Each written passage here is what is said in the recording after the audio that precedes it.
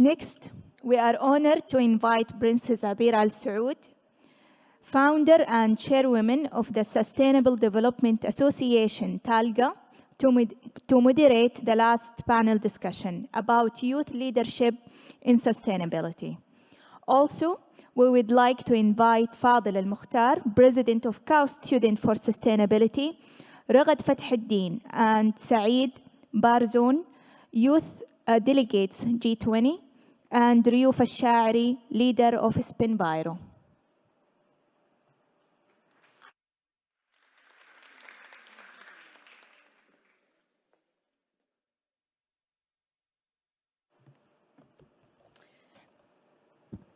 Your Highnesses, Your Excellencies, esteemed faculty members and audiences. Bismillah ar-Rahman ar-Rahim. Assalamu alaikum wa rahmatullahi wa barakatuh. Sustainability is not new to the Kingdom of Saudi Arabia. In fact, back in the 1970s, Dr. Saleh Al-Adel, previous president of King Abdulaziz City for Science and Technology, was one of the participants representing the 22 member states at the United Nations who drafted the first document on sustainability, which is called Our Common Future. And that was in the 1970s. Today we're speaking about sustainability in 2022. Sustainability today is no longer a question of right and wrong, but of survival. Young people, better than anyone else, tend to understand this. This makes sense because, after all, the planet is theirs to inherit. We are fortunate that there are youth leaders who not only feel passionate about sustainability, but committed to building the skills and insights that they need to make a real change. This panel, entitled Youth Leadership in Sustainability, will examine some of the questions and ideas that are most pivotal in this moment. Through Vision 2030, Saudi Arabia has sought to reduce dependence on oil, diversify the national economy, and enhance public service sectors such as health, education, infrastructure, recreation, and tourism. Every day throughout Riyadh, Jeddah, Mecca, Medina, Al-Ula, Tabuk, and many other cities all around Saudi Arabia, you can hear the excitement around sustainability from the youth. At the same time, youth leaders are some of the most direct and frank thinkers in this area, willing to take an objective look at our circumstances and to chart a way forward for us all. I am proud to moderate this panel and looking forward to hearing from our experts. Before I introduce these four men and women to you, however, I would like to say that watching them up to now, I feel better about the decades ahead, better than I have in a long, long time.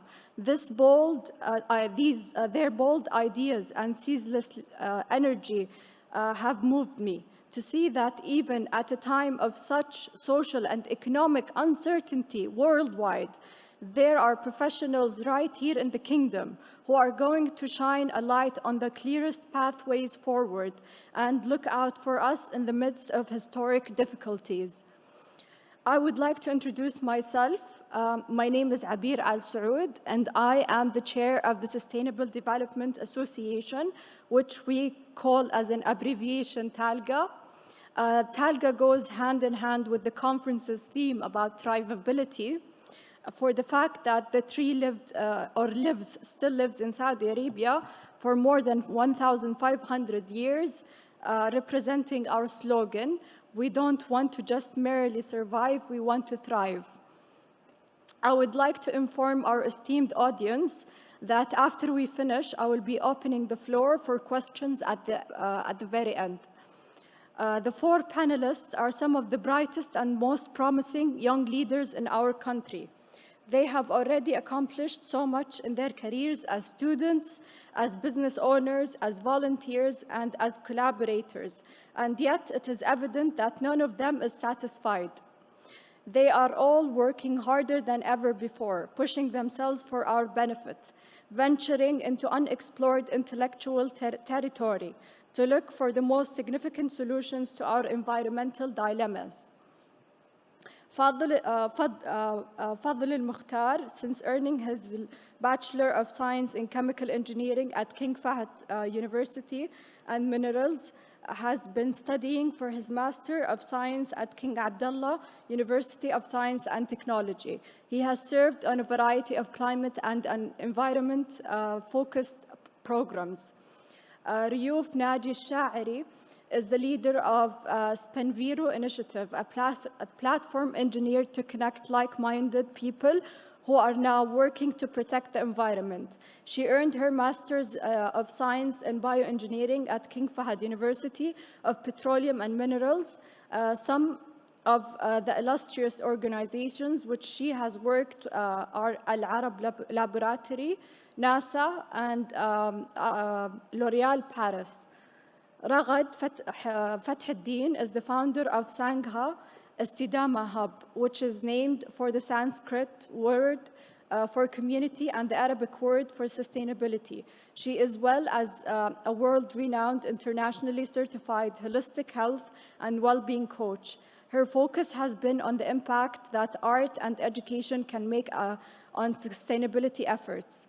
Saeed Bazroun is a social entrepreneur whose Jade Art and Coffee House has become emblematic of forward-thinking, innovative approaches to business. He is studying for his Master's of Arts in International Affairs and Political and Economic Development at Columbia University. Previously, he studied at the University of Maryland, where he earned his Bachelor's of Science in Chemical Engineering. Ragad and Saeed are also Y20 delegates in the Sustainable Livable Planet and Youth Employment track. To all those who doubt our future, who think that environment destruction is a foregone conclusion, I merely point to these four, Fadl, Riouf, Ragad, and Saeed, as proof that hope is a reasonable mindset. Throughout positive thinking, through large-scale action, through personal responsibility, and through social enterprise, as our panelists will explain, tremendous results are within our reach. I will also say that I am thrilled at the focus of this panel, because in 10, 20, or 30 years, it is the youth who will stand over this planet, guiding us, leading us, and encouraging us to ask ourselves what our one and only home is worth to us, and what sacrifices we ought to make to keep it safe and healthy. By the end of this talk, you should feel, if not optimistic as I do, at least better informed about the state of sustainability in Saudi and the next steps for us all.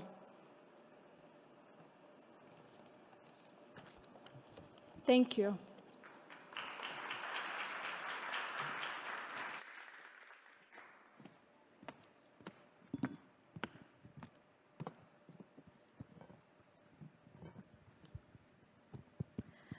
So I will now ask each of our panelists a series of questions about their own sustainability work and what insights they have from their efforts and their studies.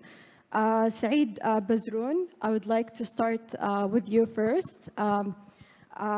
You made a career switch in order to focus on community building. In what ways has that career switch impacted your views of entrepreneurship and sustainability?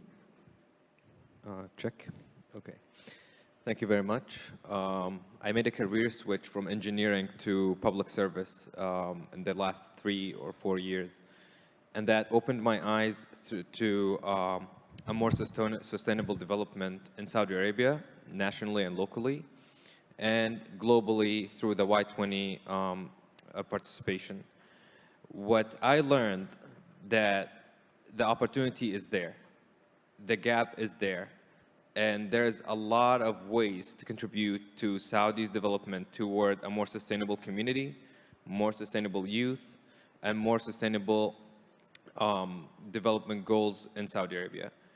As a business owner, I had the chance to communicate with the community, the local community around me, and through that, I understood that our youth is in dire need to guidance and to inspiration. I feel that as a young entrepreneur and a young delegate, I have the responsibility to define what should be done, to give guidance, and to learn. And this learning curve has been really a tough journey, but it was a very, very amusing and inspirational journey for me, especially with our vision as a country and our guidance from our leaders and our community leaders also around us. That's very interesting. Thank you so much, Saeed. Ragad, I would like to ask you a question. As an expert communicator, you see the nuance in narratives around sustainability. What can we do to affect this narrative so that it becomes more urgent? Hello? You hear me? All right. I'm not sure the situation needs to be more urgent than it is. Urgency is there already. And for the longest time, that was the way we communicated or shared or raised awareness on climate change or sustainability. But I think the time has changed today because with that urgency, our youth felt overwhelmed. They reached a state of paralysis because of fear. And when you reach that phase of paralysis, you don't act. You don't see hope. You don't see reason for you to act. I think the narrative today has to change, not because we need it to, but because it can. Because there's hope, because there is empowerment, because finally, as a nation, as international communities, as organizations, we're coming together and setting a collective harmonized agenda to achieve that, the SDGs and our way forward in recovering and thriving together. So the narrative has to be optimistic. The narrative has to be visionary and not based on what we wish, but really looking at where we are today and say, okay, so what are the most creative ways we can do it? Where I stand today as a human being, my narrative, everything that I've lived, how can it serve me? How can it inform me? What elements and what other variables do I have that could pave the way? We all contribute, and our story, we're here for a reason. So look at where you are today and how you could contribute to that narrative of us moving forward. That's for us to decide on. Thank you. Thank you, Ragad. Fadil Al-Mukhtar, you have a very, very impressive resume. My question goes to you. You have served with the Students for Sustainability at King Abdullah University of Science and Technology. From your experience, what has been most encouraging about working in this role? Thank you, Abir, for this question. I think there are a lot of things that have been impressing to me during this journey of being the president of Students for Sustainability. To touch upon several aspects, one aspect is that it's really interesting to see people coming from different backgrounds, different nationalities, and what unites them really is this goal of trying to create a hub that thinks of sustainability in every aspect they do. And I don't know if you're aware of this, but Students for Sustainability Club is the largest club among all the clubs of KAUST, and it shows something. It shows that people are going voluntarily towards sustainability. It's not a course, it's not an exam, it's not something they have to do. They come voluntarily from different backgrounds, from different personalities to participate in sustainability, which is something that makes my heart cold, that people want to make this change. They just want to find the opportunity, the right resources, the right empowerment to do this change. Another encouraging aspect was that KAUST society or KAUST community is like relatively small. So when you try to apply a project, when you try to make a change, you can see the impact of your change faster than other communities. So for example, we developed several projects. For example, I don't know if you know, but the supermarkets we have here in KAUST, they don't provide single-use plastics. You have to use recyclable plastics. Most of the restaurants do. And these changes started with ideas from students. And those projects have been implemented by students themselves. So seeing this change, especially for youth like us, you can tell us you can wait for 10 years to see the change, but when you see the change in several months, you'll feel more motivated if you see this change. So I think KAUST is an example, and I think this conference and the Saudi Youth for Sustainability idea came from having such a society in the kingdom and even the Middle East. So I don't know, some people went to KAUST Smart Home yesterday. This is an example of sustainable products that have been implemented to make an ideal, let's say, experimental home for people to live sustainably. So we need to expand this from KAUST to the kingdom. And Saudi Youth for Sustainability wants to advertise this idea because KAUST has the resources, has the minds, and has the passion. And I think the kingdom has a similar way. So we need to expand this mindset outside of KAUST to the whole kingdom. Indeed, this is an accomplishment to, celebrate. This is great. I salute you for that. Great. Well done. My next question goes to Riyuf Naji Sha'ari. I would like to ask you first to explain to us more about your initiative, Spinviro, and what obstacles did you have to overcome along the way? Sure. Spinviro is a Saudi Youth initiative. So it is basically a voluntary initiative. It's created by a group. And this group, they want to put like fingerprints of their society. So it is like ecosystem-based community where you can find opportunities about the sustainability, whether you can find, jobs or volunteers, or you can find, explore eco-friendly stores, conference, and etc. So it is primarily for the environmental specialists, and students and researchers as well. And regarding the obstacles, we faced many obstacles, including finding funding. Not only this, but also, resources, volunteers to be part of our initiative, support. So I would mention one of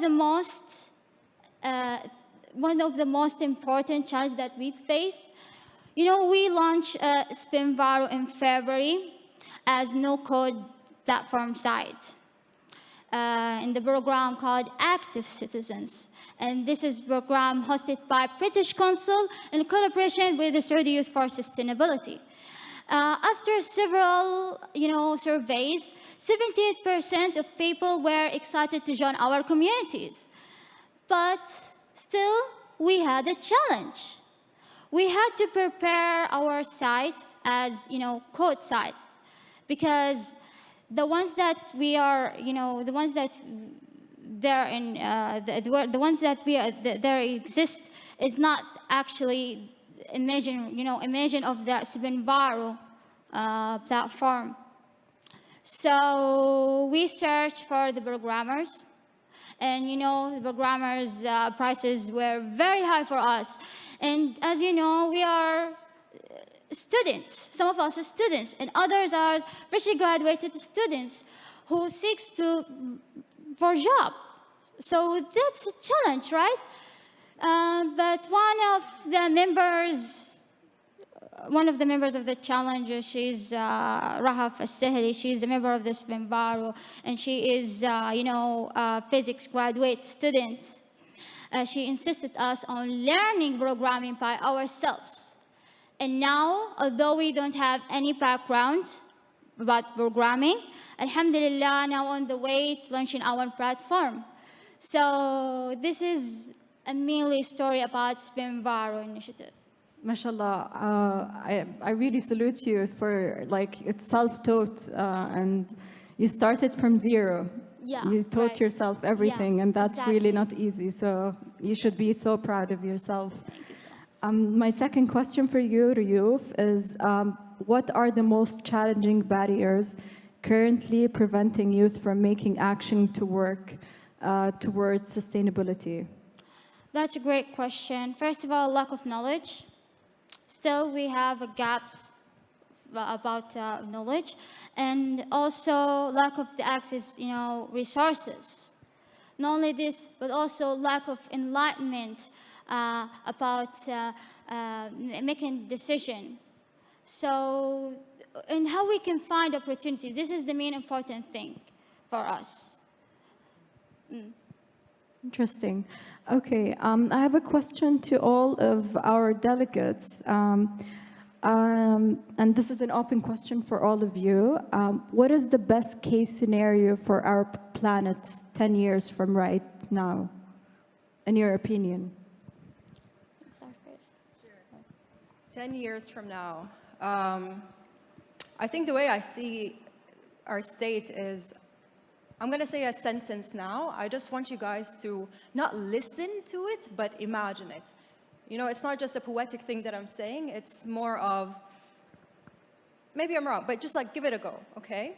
If I said the state of the world, imagine the state of the world that we live in, with all the good, with all the bad, is nothing but a reflection of the state of the citizens of the world. So if this statement is correct, it would tell me that in order to change our external world, we'll have to invest in our internal world, in ourselves. And there's so many ways that we could do that. The way I look at it is through positive psychology. And there is this model called PERMA model of positive psychology, which is the 5 elements of well-being, which are positive emotions, engagement, so you know your characteristic strength, and you act upon it, so you position yourself right in whatever you do, and you get life satisfaction out of it, positive relationships, so you communicate to have better society, meaning, a sense of purpose. What are your values? What drives you? Why are you here? What can you contribute to this narrative, collective, shared narrative? And achievement. So you accomplish something and you give back to society. So that's how you can measure a well-being. But we still haven't tapped into that. We have this vision in terms of SDGs and Saudi Vision 2030, and we're empowering as much as I can, but I think in terms of education, I think I'd like to see in 10 years that our education system really evolve to meet the demand of what we need as leaders today. Our classrooms, and I've mentioned that earlier today, I tried to get some information on where we are today. There's a lot for us to do.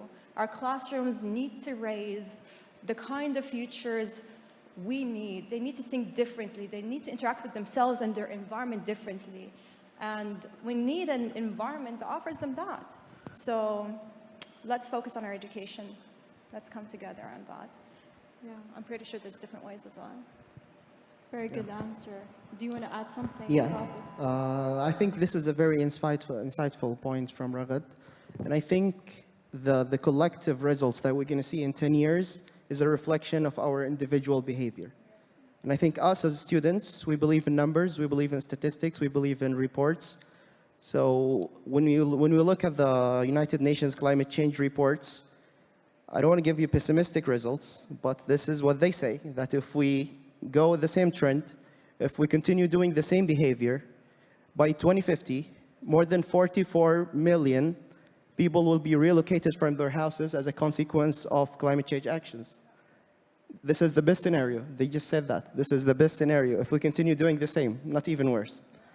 So I think we should change from within, and I believe that sustainability is a well-being, it's a state of mind, and we should not underestimate our individual behavior. Some people might argue that if the industry is emitting a lot, then if I turn off my light at night, that wouldn't make much of a difference. But if you collectively look at this picture, it will make a lot of change because we are the customers and we are the future decision makers. So we are the biggest impactful people in this equation.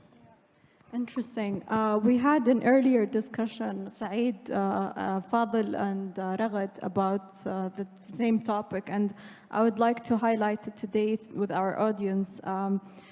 We were speaking about how the SDGs could be something that individuals could tackle or tap on, actually. So Ragad, my question goes to you on narrative as well. So can you tell us more about IDGs and how does that contribute to sustainability? If people acted upon sustainability as an individual, yeah. which IDGs is a Scandinavian, I guess, initiative, yeah. It's inner development goals, right? So I think today what we've learned that sustainability is not only about climate change or the environment. Sustainability is about everything. It's about us, it's about how we consume, it's about how we produce, it's about how we think, it's about what we believe in, it's about our values. So I'm very happy to see that on a UN international level, we've reached a point where to achieve the SDGs, we are looking into ourselves, our inner world, and how that is connected. I don't want to repeat myself because I've already mentioned it, but on an international level, that's existing.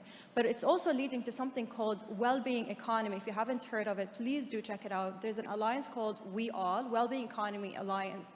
Well-being economy is all about, it's an economic system, and what it says, we put people and the planet in the center of decision-making. So whether you are a human, whatever decision you make, you put humanity and the planet in the center of that, and then you make a choice. You are a government, you are an organization, you are a producer, you're a consumer, whatever you are, that's how you make decision. You think of a holistic approach to things. Does that offer a good answer to you? Yeah, very good, very enlightening answer. Thank you so much. Does any of the other delegates want to add something to that?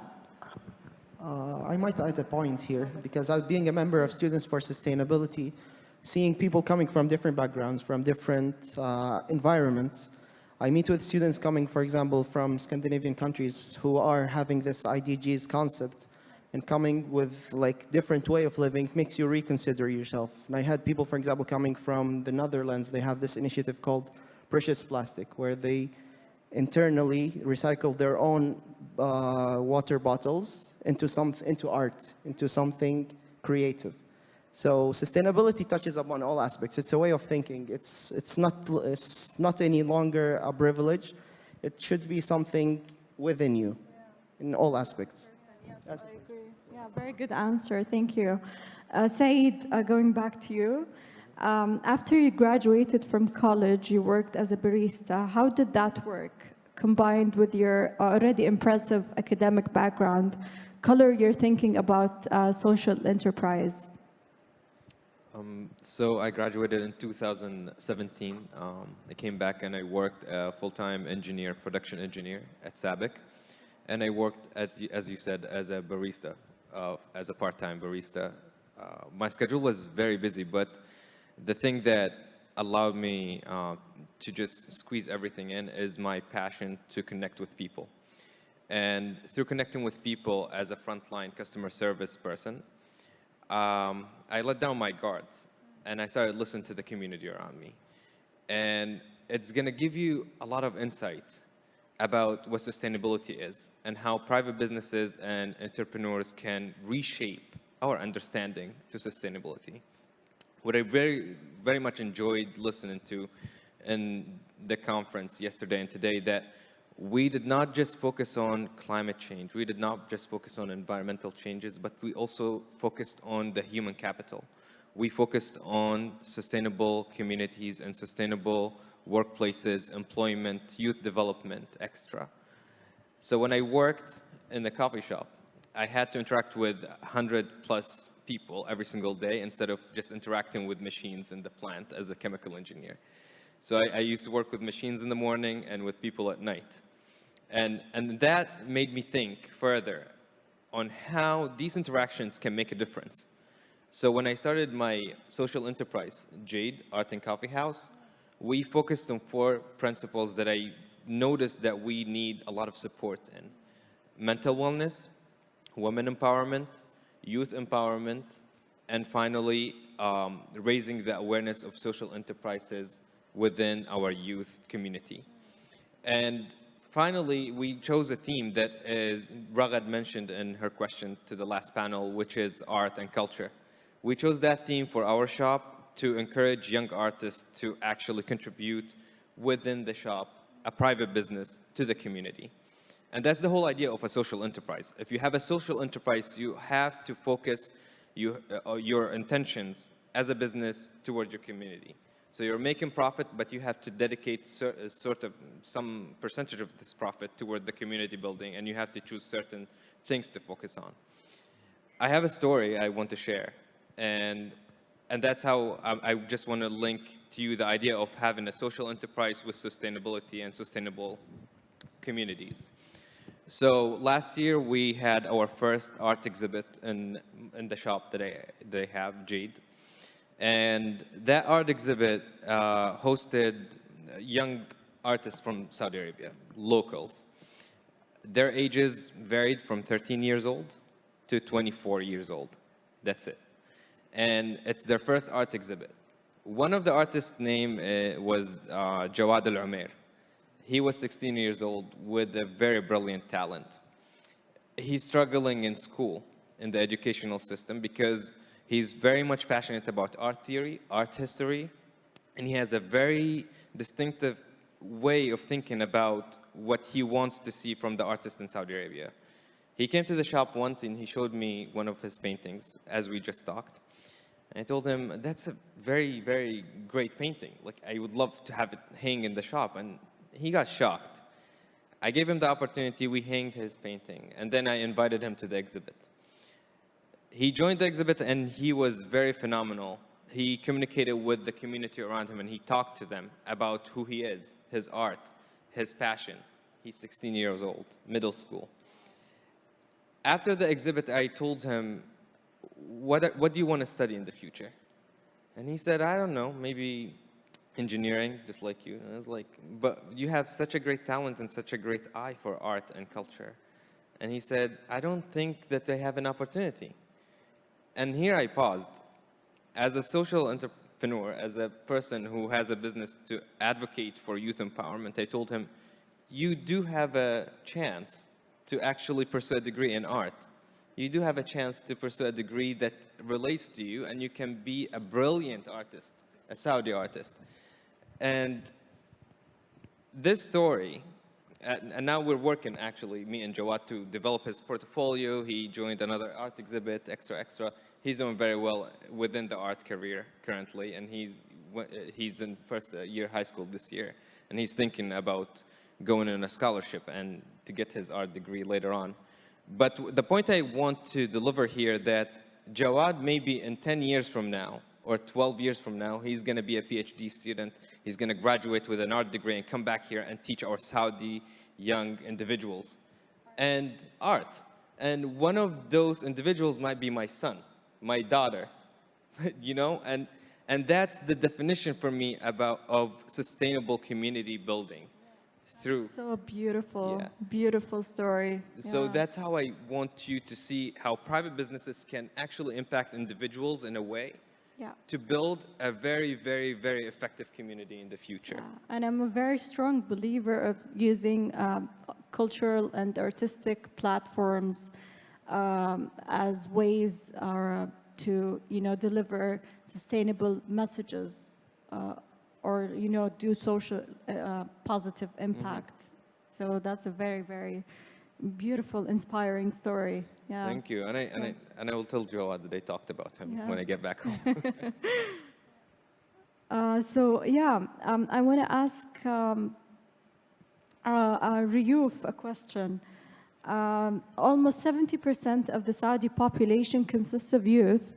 As someone who has worked extensively with youth, you are in a key position to help. How can we involve and empower youth more to make decisions about sustainability?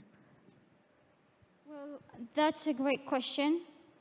And I think the thing that we have to break the barriers for the youth first and get them involved for the table. Because once the youth, they are involved to the table, they are bring, a diverse perspective as they are innovators. And they have a diverse, diverse perspective. They have a diverse relationship. Yes, we have. Yes, as I mentioned before, there is a lack. There is lack of knowledge. Yes, but still we have experiences like education, interact with the people, and relationships. We participate in initiatives. We are participating in programs. We are participating. So I think it's if we just break down the barrier for the youth and bring them involved to the table, this is the important main thing for the youth. Can I add to that? Yeah, you can add. Thank you, Riyuf. Yes, of course, فضل, تفضل. Yeah, one of the issues or the things that I think the youth struggle with, along with like bringing them to the table, and as we're working with a lot of young people, is guiding them through the structures, because young people have brilliant ideas, have knowledge. Sometimes they just put a lot of effort in the wrong place, and after they don't see an impact, a short-term impact, because in KAUST you might see a short-term impact because small society, but in the real world, when you work in a ministry or in a big organization, you might not see this because you lack this way of structured way of working, or the way of convincing others or stakeholders to believe in your idea and implement it. So there is a gap between the idea and bringing this idea into reality. So for example, here in KAUST, we have people who graduated with their own startups.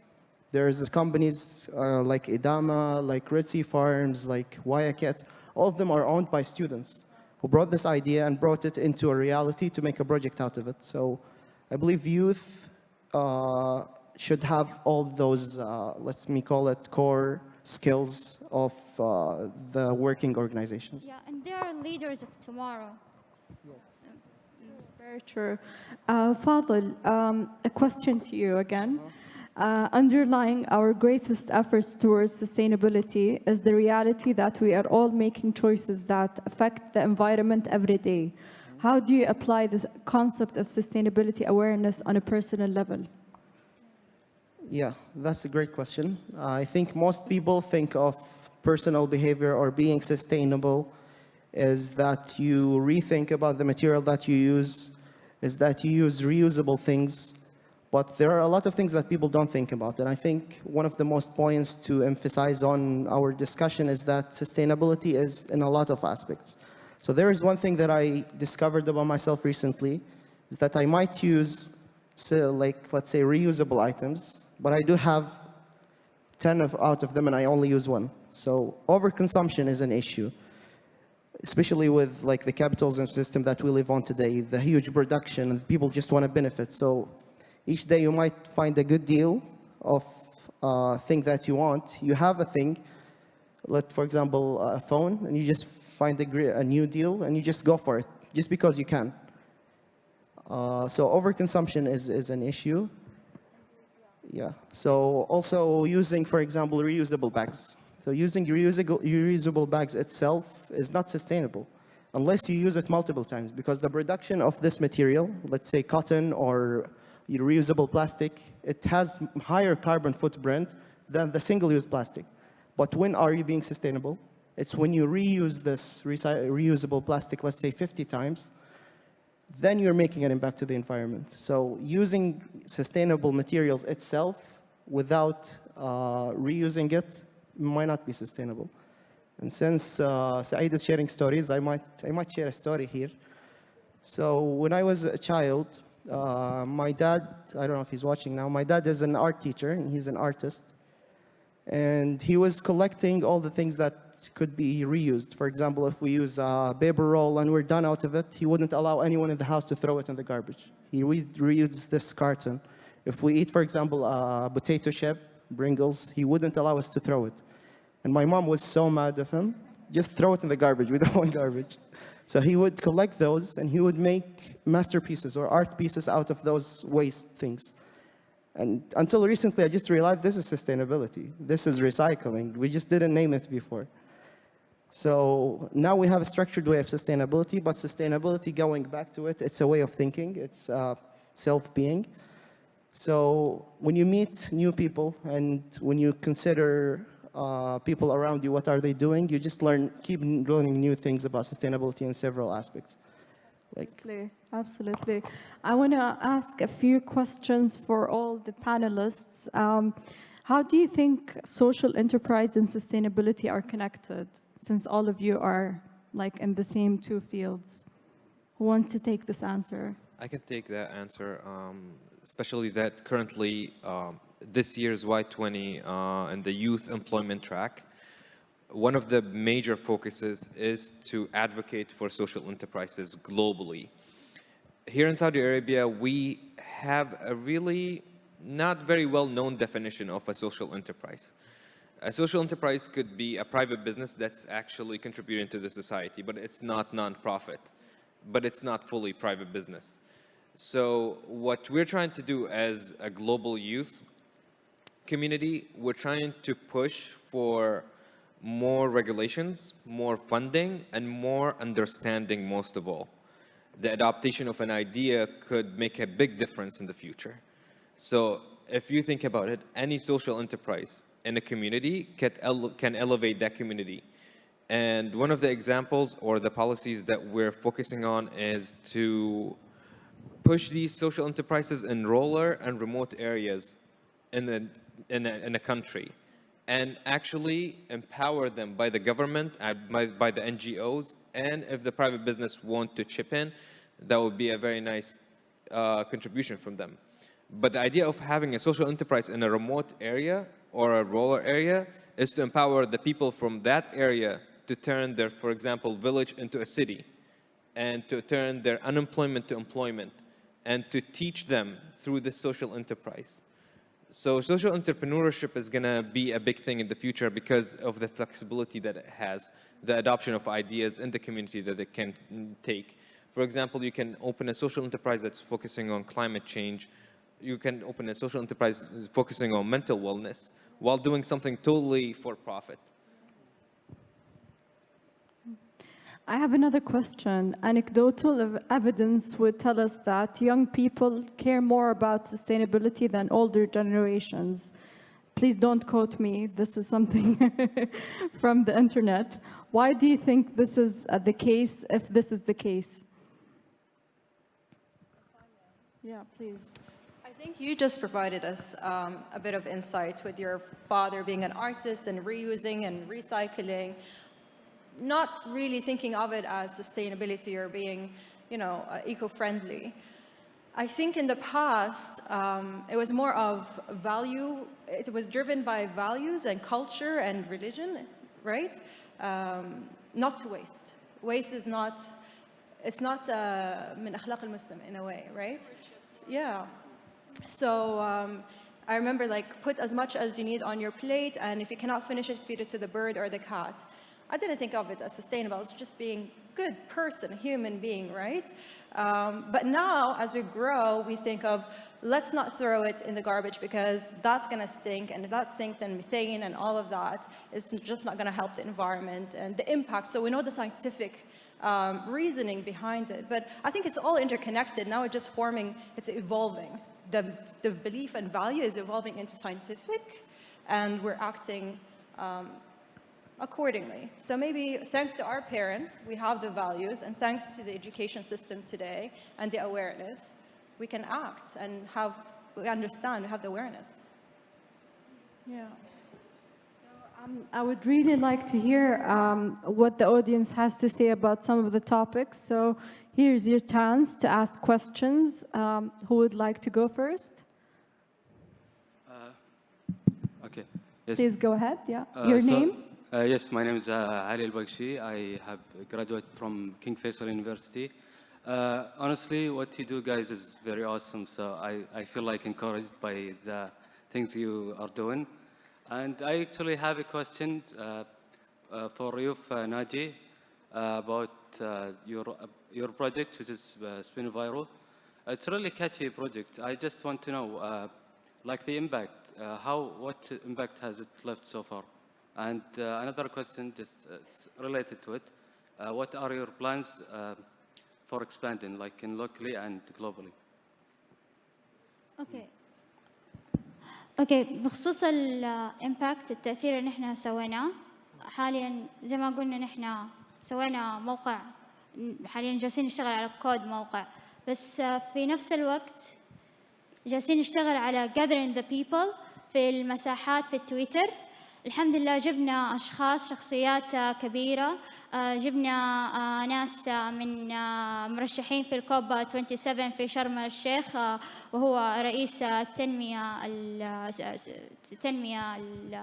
اللي هو Sustainable Development. I don't know if it's in English.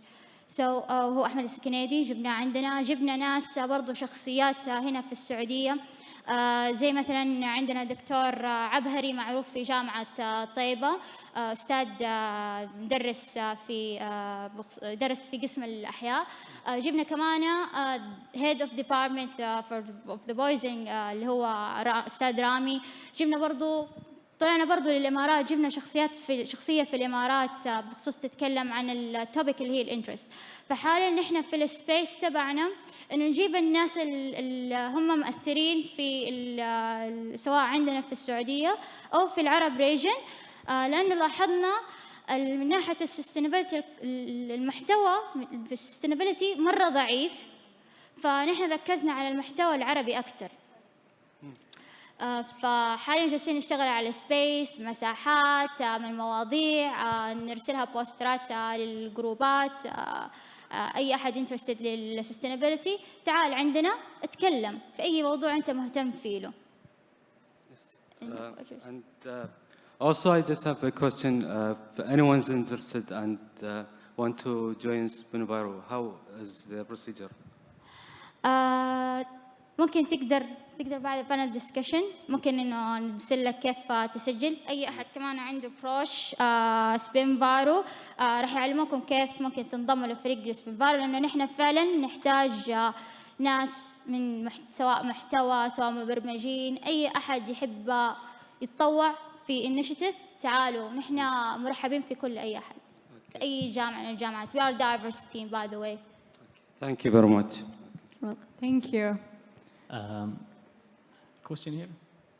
Your Highness, yeah. تفضل اسمك. اسم محمد المقوشي. أنا موظف في سافك، وإن شاء الله حبدأ مع كاوست as a master student هذا الفول. First of all, I would like to ask, to thank actually the panel for the discussion and inspiring words and stories, and thank you, Your Highness, for moderating the talk. I have two questions actually. One about you as leaders, and the other one about maybe us as people who are looking for opportunities. So I'll start with us.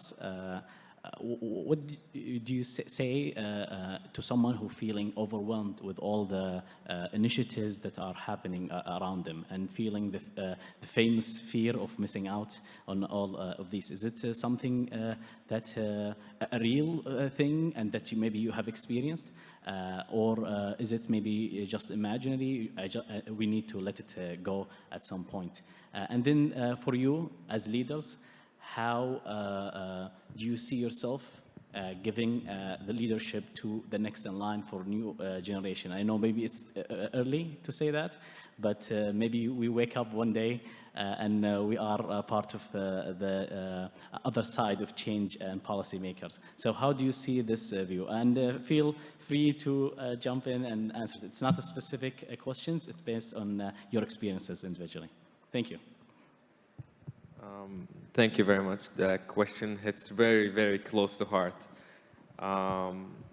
First of all, you're living in Saudi, and Saudi currently, as I see it, is a place of opportunities, open opportunities. When I graduated with a chemical engineering degree, I was 23 years old. I worked as a chemical engineer until I was 27. And then I was at the same time applying for programs that did not fit my background, but fit my passion. Did not fit my certification, but fit my drive. And I got rejected.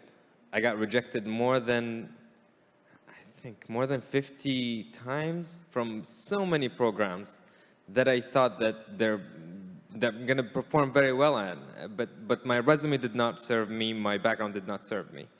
But I kept going, I kept writing, I kept drafting.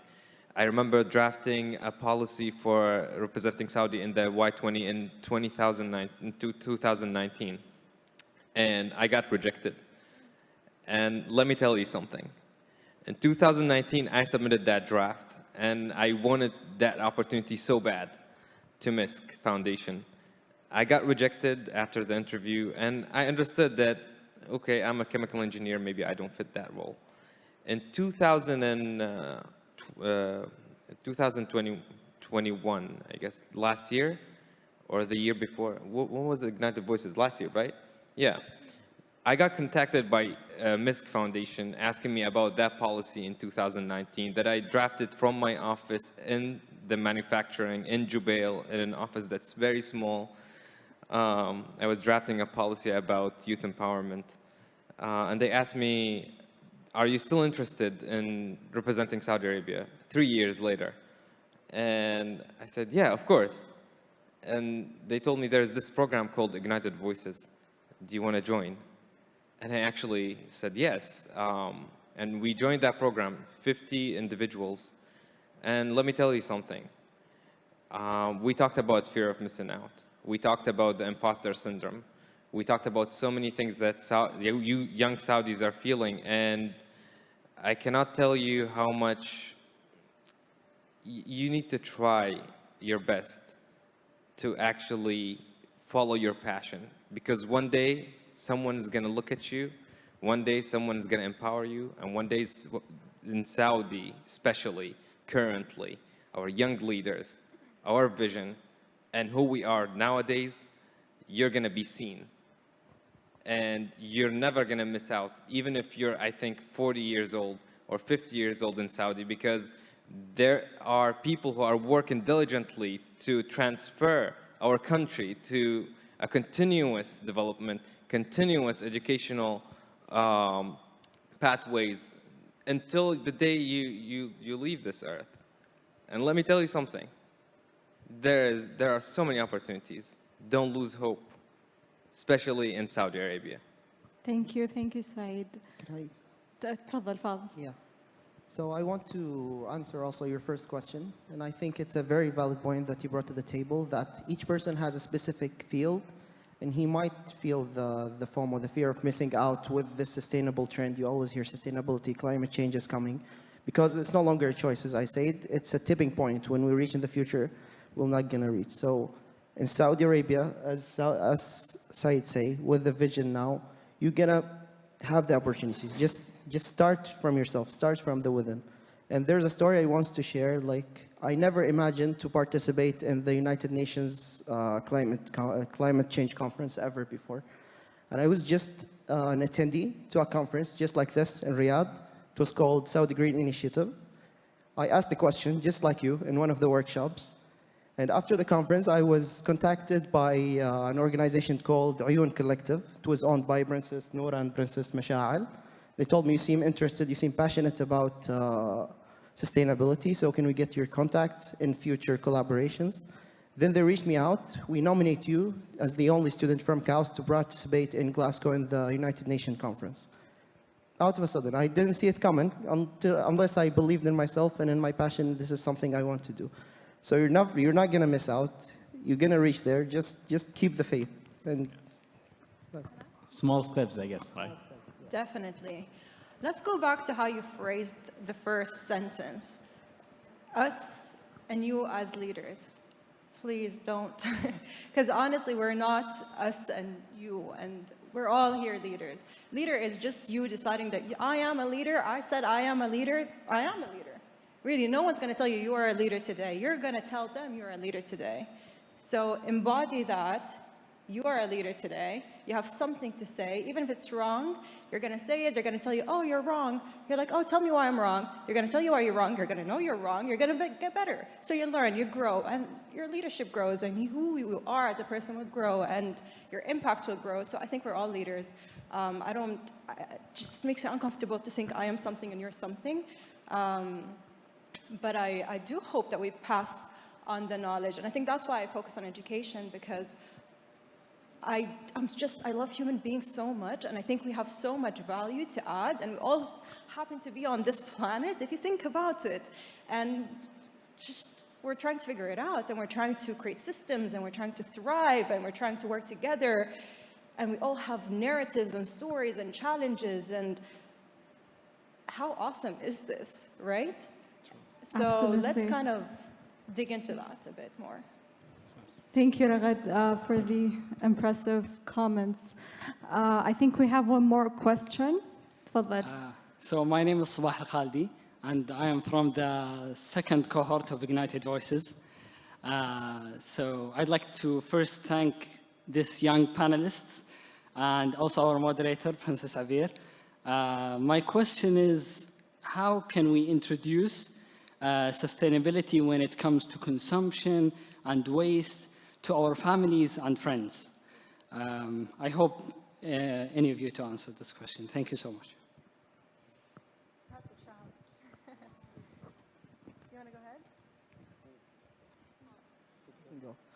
That's a great point you brought up at the table, how to transfer the knowledge you have to the people surrounding you. And it's totally a challenge. And I believe the change should start within the youth generation, because you're a role model for the people who are younger than you. And as Ragad said, our educational system should involve such activities, not just things that are brought in the classroom that are taught. You should be sustainable, don't waste your food, recycle the things that you use. We should make it something practical. So when you do something, there's something called like role model. You could be qudwa for something else, right? So you can make the most impact in the younger generation and in the generation next to you. So you can spread your word, you can behave like this. Simple example, when you walk in the road and you stop for a while to throw your plastic water bottle, your friends could ask you, why did you do that? You could have just thrown it in the street. You're not that cool of a guy. So you could defend yourself. You could say, I'm aware of my behavior and I don't want to harm the environment. This could make them think twice. Okay, maybe he's right. Maybe we're hitting a point where our planet cannot sustain us anymore and it would hit back on us. So having this belief in your actions, not being shaky, is what's going to make this change. Like, just be who you are, believe in what you do, and people around you will follow you. That's what I think is. Absolutely, absolutely. One comment, I think you need to also utilize the collective mindset narrative. In Saudi, we love to have some collectivism of some sort. So dismantle the science, normalize some certain habits. And if people saw you doing something, if they saw some benefits out of it, they're going to follow you and you're going to inspire them to do the same. So utilize these also. Just dismantle the science, normalize, and talk in general, language, not very sophisticated scientific knowledge, especially to the older generation who are not very connected to science, for example, or the younger generation who did not, got to scientific, definitions yet. Thank you, Saeed. Thank you, Fadl. We'll take our final question before we wrap up. Please go ahead. Yes, thank you, everyone. I just wanted to touch upon something Ragad mentioned early on about how sort of the approach of urgency is not, it can be debilitating, it can be soul-crushing for us as youth. So I wanted to ask all of you, how do you sort of reach that balance with external forces that sort of are more negative, maybe statistics that are true, but sort of are, cause us to not want to act. How do you sort of navigate that and push through with a sort of sense of hope and all of that? So, I just wanted to know your perspective. I love these questions a lot. So I think the way I go about it, I've learned to love myself and be very mindful of how I speak to myself and what narrative I tell myself. Because we can absorb in so much information, but then what do you do with that information? What narrative do you tell yourself? You production, right? The story of my life.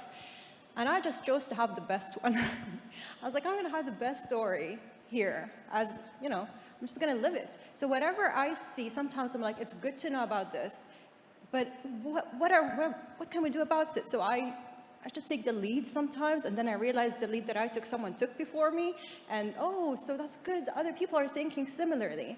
So it's just reminding yourself that you could lead it, you could do something about it, and it's all about the narrative you tell yourself. So yes, the statistics are not very hopeful and not very motivating at times and very frustrating, and they are crucial for us to listen to them. I'm not saying don't listen to that. Listen to that, but how can you turn that frustration into hope by saying, I know what role I can play to change this. And I know by playing this role, I am contributing to changing that. So just get into your role, right? I guess, maybe. Wonderful. Thank you, Ragad. تفضل فاضل. Yeah, I think you mentioned the point that 70% of our generation is young people. So we are the youth. If we believe that we're going to be in that place where we're going to be the policymakers, we're going to change this narrative. We're going to change these statistics in 10 years. So we're talking about Vision 2030. Who's going to be the leader in 2030? It's us, the 70% of the population. So we'll be empowered, inshallah, in the future to make this change, to make this pessimistic statistics into something more optimistic, hopefully, inshallah. Thank you, Ragad, and thank you, Fadil, for your comments. It seems that we are all out of time. Fadil, Riyuf, Ragad, and Saeed, I'm so grateful that you have taken the time out of your busy schedules to participate in this panel. Your words have been enlightening. I appreciate deeply the work that you have all done for this planet and for the kingdom. Your minds are incredible. Hearing your ideas, I feel confident that 10 years from today, many of our concerns about sustainability would be alleviated. I am also cognizant that when experts like you express a more pessimistic view of things, the impetus is on all of us to listen and act. You have all achieved so much in your lives already. I know that I am not alone in saying, though, that it seems your best days are still ahead of you. Whether you are launching your own organizations or working with established work-class teams, you have shown us that you know what it means to think outside the box and to give difficult questions and the consideration and reflection that they merit. We will all be watching your careers eagerly. Thank you all. Thank you to all of you in the audience as well. Your role is equally fundamental to these experts. Although they are doing the initial work by puzzling through these questions and conducting their own research, it is our shared responsibility then to pick up where they leave off. Researchers, academics, and thought leaders will only take us so far. I ask that all of us in attendance ask what we can do as well. How can we take these words and thoughts seriously? What can we do to prove that we care about sustainability as much as we would like to claim we do? I'll leave you with this question to ponder on.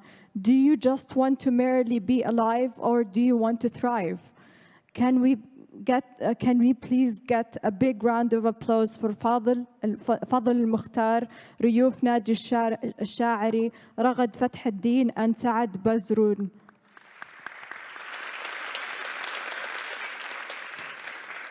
You have all been so engaging in your answers and so generous with your time. Thank you again to all our 4 panelists. Thank you.